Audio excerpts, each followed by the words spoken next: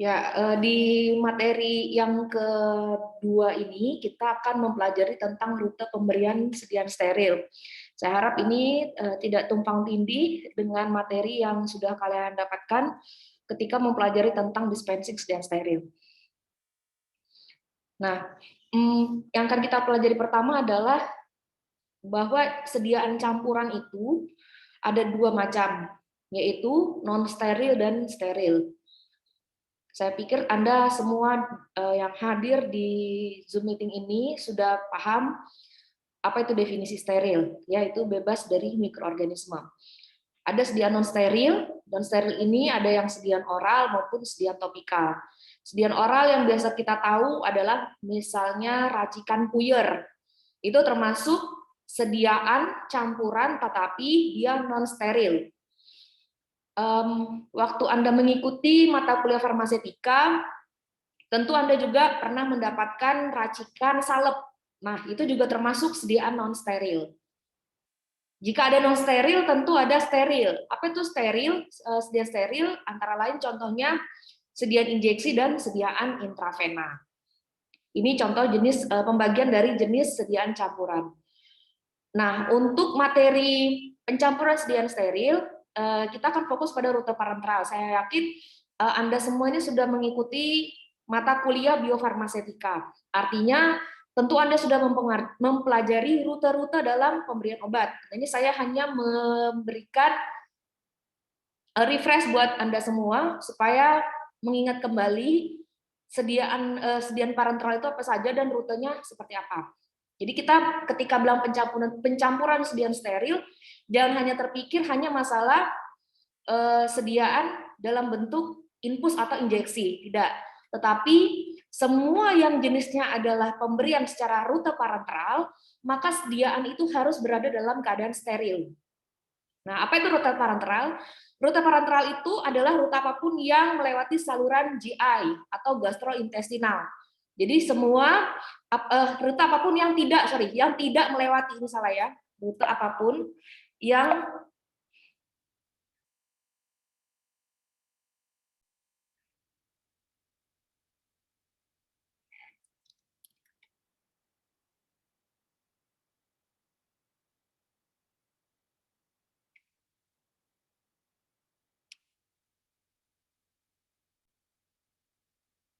ya, rute apapun yang tidak melewati saluran GI. Kalau melewati saluran GI itu namanya rute oral.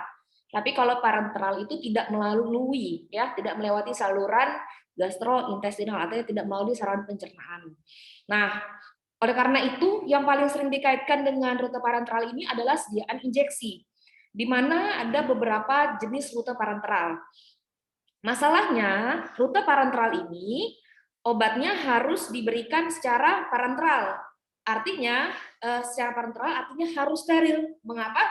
Karena kita tahu bahwa parenteral ini tidak melewati saluran GI yang mengandung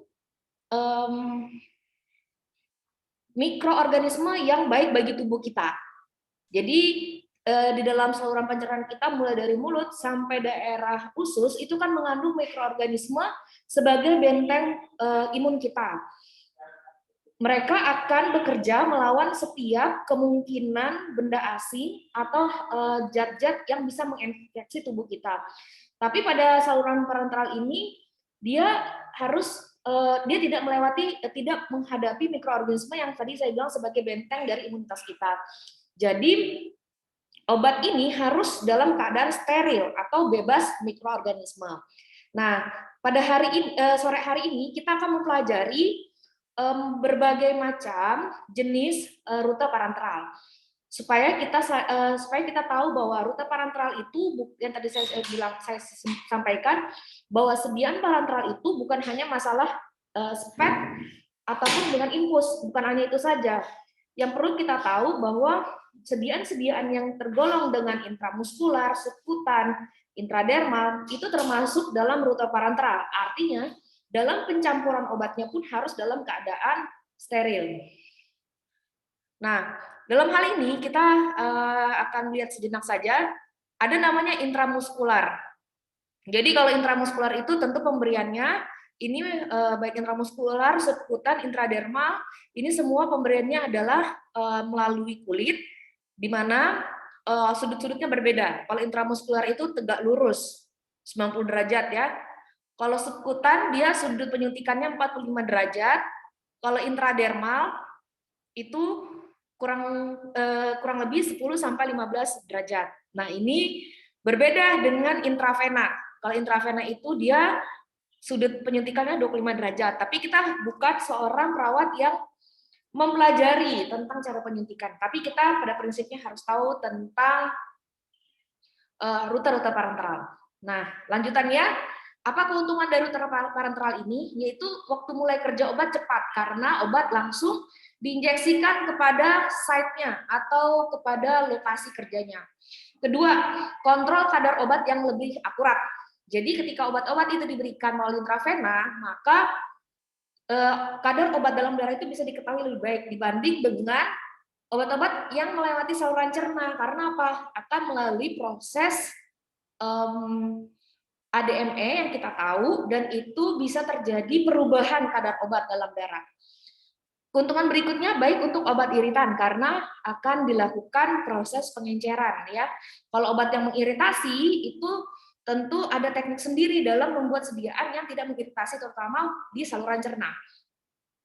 Keempat, keuntungannya adalah volume besar dapat diberikan karena untuk obat-obat yang sediaan oral tentu dibatasi ya. Kita tahu bahwa ukuran dari tablet ataupun kapsul ataupun obat-obat dalam bentuk sirup tidak mungkin diberikan dalam jumlah yang besar ataupun bentuk yang besar, tapi untuk rute parenteral ini volume besar itu dapat diberikan.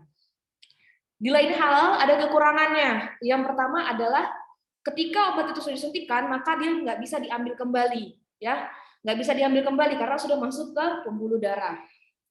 Berikutnya bisa mengakibatkan rasa nyeri pada tempat penyuntikan. Dan yang terakhir, kekurangan yang harus kita tahu bahwa dalam menyiapkan obat-obat dengan rute parenteral adalah harus menggunakan pelarut dan juga menggunakan teknik aseptik. Inilah yang akan kita pelajari bersama sepanjang pembelajaran materi pencampuran steril mengenai obat-obat yang diberikan secara rute parenteral. Yang paling umum adalah intradermal, jadi injeksi ke dalam dermis atau lapisan atas kulit. Biasanya ini digunakan untuk tes alergi, biasanya ketika akan diberikan obat antibiotik. Sebelum pemberian obat antibiotik itu akan dilakukan apakah pasien ini alergi atau tidak terhadap antibiotik tersebut. Nah, kalau pasien itu diberikan antibiotik, diinjeksi dulu, diinjeksi sebentar, dites dulu sebagian dari obat itu. Ketika pasien tidak mengalami alergi selama 1 jam, maka obat itu bisa diberikan. Ini khusus pada antibiotik. Juga pada pemberian pada tes TBC biasanya diberikan sediaan yang disuntikan secara intradermal, di mana jumlah cc-nya ini tidak melebihi dari 0,1 mili dan jarum pengukurnya atau jarum yang digunakan untuk memberikan itu sangatlah kecil. Rute parenteral yang umum berikutnya adalah subkutan. Subkutan ini adalah letaknya adalah jaringan lemak, ya, jaringan lemak subkutan, di mana di sini akan ada penyerapan yang lambat dan terus-menerus. Jarumnya juga berukuran lebih kecil, namun yang membedakan adalah di sini injeksinya itu maksimal 2 mili. Kalau intradermal tadi itu hanya 1 mili, kalau subkutan 2 mili. Tempatnya biasanya lengan atas, paha atas, bokong, dan perut. Pada injeksi subkutan ini minimal nyeri dan ketidaknyamanan, digunakan untuk pemberian insulin sendiri dan epinefrin. Yang berikutnya, yang selain tadi subkutan, kita mempelajari ada juga intramuskular yang tadi sudutnya itu 90 derajat, di mana injeksi ini kepada massa otot yang terletak di pantat, paha, dan lengan atas. Untuk rute intramuskular ini lebih cepat kerjanya dari subkutan, tetapi volume injeksinya itu juga cukup banyak ya, jadi bisa sampai 5 mili. Kalau misalnya 5 mili biasanya itu sudah dibagi menjadi 2 kali suntikan. Biasanya kalau injeksinya itu langsung ke otot tentu rasa nyeri. Nah, ini yang paling sering kita tahu yaitu intravena, di mana injeksinya ini langsung ke aliran darah. Di mana di sini kita tahu bahwa intravena ini adalah rute parenteral yang tercepat karena langsung masuk ke pembuluh darah. Dia pada obat-obat yang sifatnya mengiritasi ini sangat baik karena akan dilakukan pengenceran ya. Pengenceran maksudnya pengenceran pada saat proses penyiapan obatnya. Dan tidak dibatasi oleh volume ya, tidak dibatasi oleh volume, bisa sampai berapa liter dalam hal pemberian obat secara rute parenteral. Namun kekurangan dari rute intravena ini adalah usia pasien itu dibatasi karena kadar fisik pasien juga dibatasi. Contoh misalnya pasien dengan tekanan darah yang tinggi atau hipertensi, tentu akan dibatasi jumlah normal salin karena dia mengandung Na+ dan C-almin yang bisa meningkatkan tekanan darah, maka jumlah dari sediaan ini, jumlah cairan yang masuk pun dibatasi. Intrakardiak artinya dia langsung ke otot jantung. Ini biasa digunakan dalam keadaan darurat, misalnya operasi jantung, di mana contohnya adalah epinefrin, adalah obat jantung yang sering dipakai. Biasanya dia sudah ready to use, dari jarum suntiknya itu sudah terisi sebelumnya. Jadi dengan ukuran jarum sekitar 3,5 inci itu sudah bisa menembus dinding dada. Ada juga epidural, di mana epidural ini adalah injeksi ke ruang antara sumsum tulang belakang dengan tulang belakang. Digunakan untuk mengobati nyeri dan inflamasi neurologis. Biasa mengandung obat narkotika dan obat anestesi. Nah, ini contohnya untuk pemberian secara epidural. Tadi sudah disampaikan bahwa antara sumsum tulang belakang dan tulang belakang. Sumsum tulang belakang ini daerah sumsum tulang belakang kita ya. Nah, ini antaranya ini bisa disuntikan yang ini tadi saya sampaikan.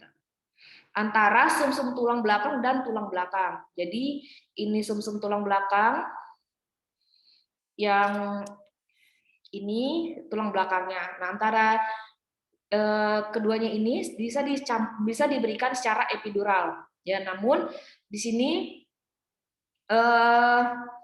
ini maksudnya tidak boleh dicampur ya. Sebentar saya edit lagi. Tidak boleh dicampur.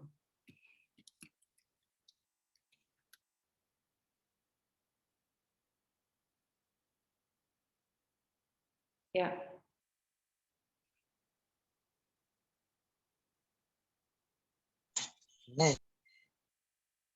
Jadi untuk sediaan epidural ini tidak boleh dicampur dengan tidak boleh dicampur dengan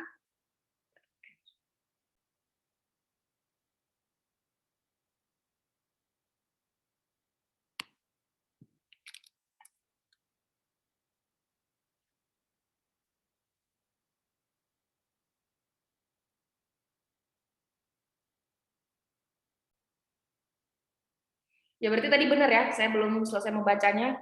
Boleh dicampur dengan bahan bebas pengawet, karena kalau bahan bebas pengawet kan berarti tidak ada pengawet. Nah, pengawet itu berbahaya pada sediaan epidural karena bisa menyebabkan kelumpuhan. Nah, ini ketika kita ingin membuat sebuah sediaan, pencampuran sediaan dalam bentuk dalam rute epidural, kita harus mengetahui konsep ini. Intratekal. Nah, ada juga istilahnya intratekal, di mana injeksi ini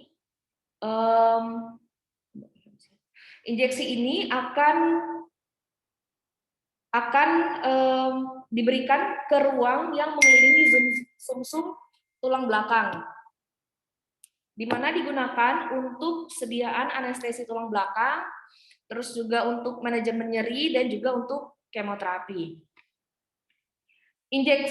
Intratekal itu biasanya diberikan ketika pasien itu tidur dengan posisi miring. Nanti di daerah tulang belakang di sini akan diberikan obatnya. Contoh biasa pada pasien dengan cerebral palsy dia akan diberikan baclofen, itu pasien dengan lumpuh sebelah itu biasa diberikan obat ini. Dan ketika diberikan di sumsum tulang belakang ini pun obat itu harus bebas dari pengawet.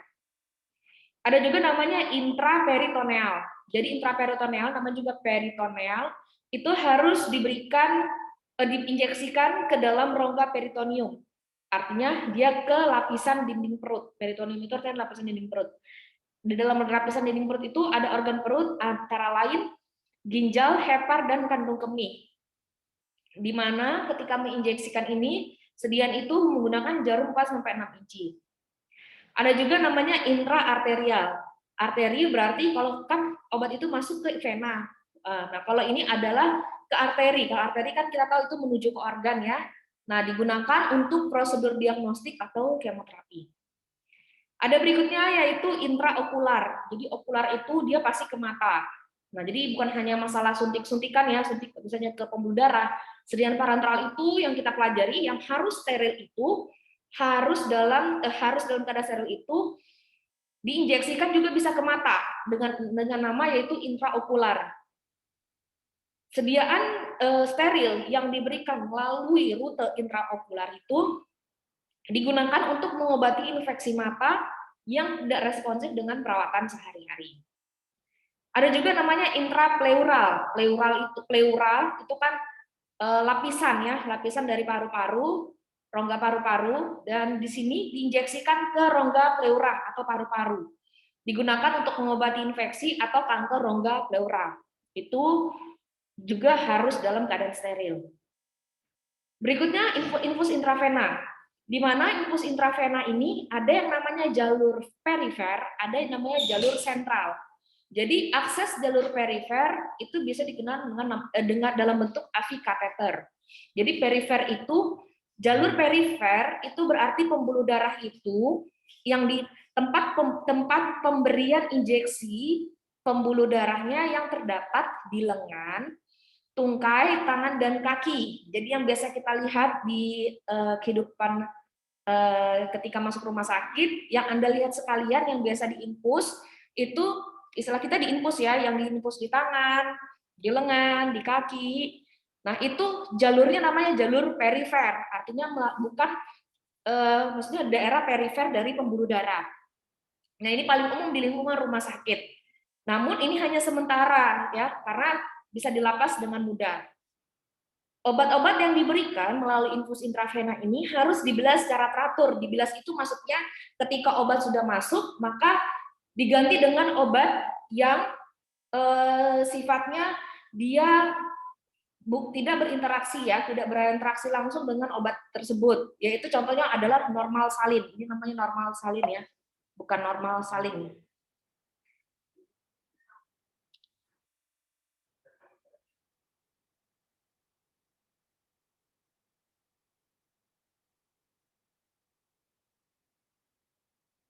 Ya, ini nih, normal salin. Jadi, untuk obat-obat yang diberikan dengan jalur perifer, itu harus dibilas secara teratur dengan normal salin. Makanya biasanya kalau sudah satu obat yang diberikan oleh infus, maka harus jangan langsung dilepas, karena obat itu masih terkonsentrasi di daerah pembuluh darah.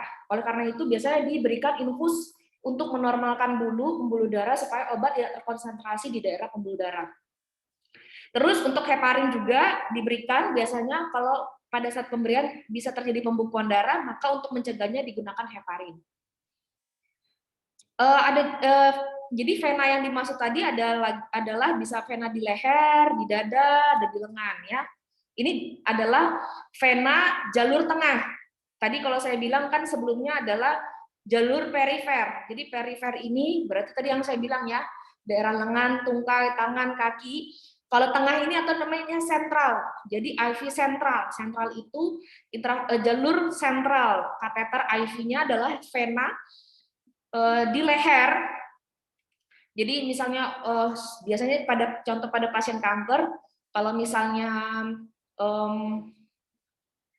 sudah pembuluh darahnya itu semua sudah digunakan di daerah tangan, tetapi sudah bengkak-bengkak semua, sudah mengalami peradangan dan tidak bisa diinjeksikan lagi, maka bisa diberikan jalur terakhir yaitu melalui leher, di vena jugularis atau di dada, subclavia ataupun di lengan.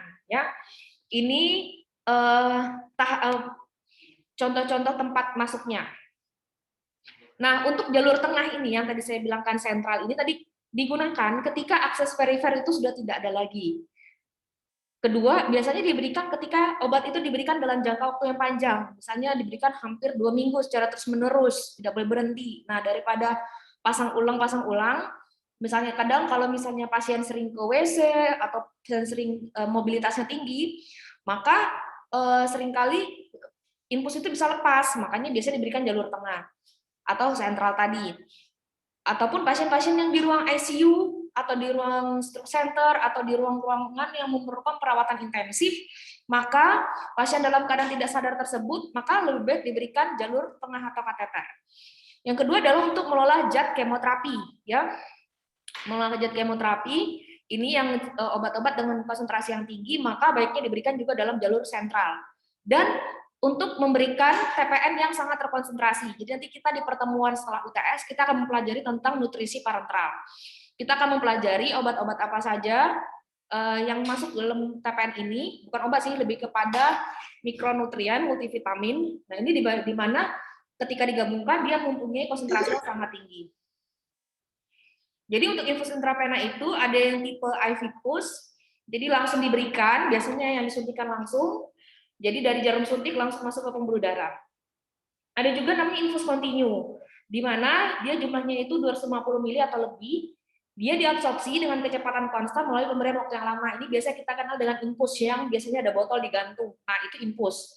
Kalau IV push, ya, IV line, dia dari jarum suntik itu langsung masuk ke pembuluh darah. Nah, ada juga intermiten. Intermiten itu diberikan secara terus-menerus, namun volumenya kurang dari 250 mili. Tadi kalau yang saya sebutkan, infus yang ini, continue, itu dia 250 mili ke atas. Tapi kalau misalnya intermiten atau piggyback tadi, dia kurang dari 250 mili dan diberikan biasanya kurang dari 1 jam. Kurang lebih 1 jam. Ini tempat-tempat penyuntikan pembuluh darah. Jadi kalau seorang perawat tentu dia udah tahu nih tempat-tempat penyuntikannya nih. Nah, ini bahasan lain. Jadi kita sudah tahu bahwa rute-rute parenteral tadi cukup banyak cakupannya, dan semua obat yang disuntikan secara parenteral itu harus dalam keadaan steril, ya, harus keadaan steril. Steril artinya di sini dia bebas dari kontaminasi, yang antara lain kontaminannya itu bakteri, virogen, dan materi partikulat. Nah, satu-satunya cara untuk memastikan produk steril ini adalah dengan melakukan pencampuran obat dengan teknik aseptik. Di mana yang perlu diperhatikan adalah kebersihannya, penanganan limbahnya, teknik yang benar, dan teknik yang tidak tepat itu bisa mencemari produk. Ini contohnya ketika memberikan obat yang terkontaminasi bisa menyebabkan plebitis, artinya radang pada pembuluh darah. Contohnya seperti ini ya. Jadi pembuluh darahnya itu bisa menggumpal karena karena pembuluh darahnya terinflamasi dan terbentuk sumbatan di sini. Nah, itu namanya sudah terjadi plebitis atau sepsis, di mana terjadi infeksi pada pasien akibat masuknya kontaminan yang seperti saya sebutkan tadi ke dalam sistem pembuluh darah. Nah, untuk sediaan dengan rute parenteral harus dilakukan pencampuran dengan teknik aseptik, bukan hanya sediaan intravena, tapi seluruh sediaan dengan rute parenteral. Ya, demikian yang saya bisa sampaikan untuk materi yang kedua. Ini karena Zoom saya nggak full, ini mau habis 10 menit lagi, 1 menit lagi, jadi saya end dulu, nanti silakan masuk di Zoom berikutnya ya, saya kirim linknya. Oke, terima kasih. Nanti untuk pertanyaannya dikumpulkan.